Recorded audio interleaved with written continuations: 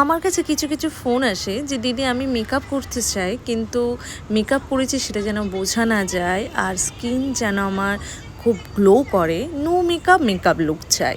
তো তাদের ক্ষেত্রে বলছি যে নো মেকআপ মেকআপ লুক বলতে ওইরকম কিছু হয় না।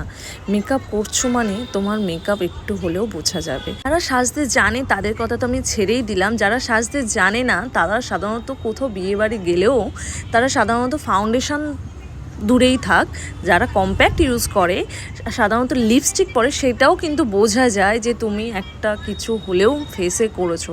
তাহলে মেকআপ করলে কেন বোঝা যাবে না? ফাউন্ডেশন পরলে তো অবভিয়াসলি বোঝা যাবে।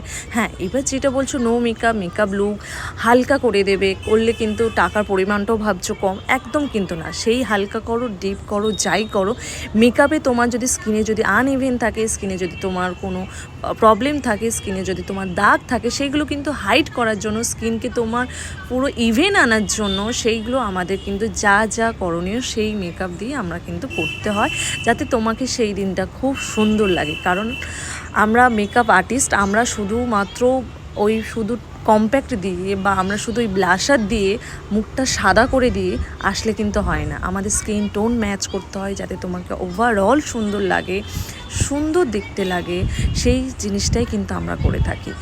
তো যারা কখনো মেকআপ করোনি, ভাবছো যে মেকআপ আর্টিস্টের কাছে সাজলে বড্ড উগ্র সাজিয়ে দেবে, একদম কিন্তু না। তোমরা একদম নিশ্চিন্ত থাকবে, ওই রকম কিন্তু হবে না, যেমন বলবে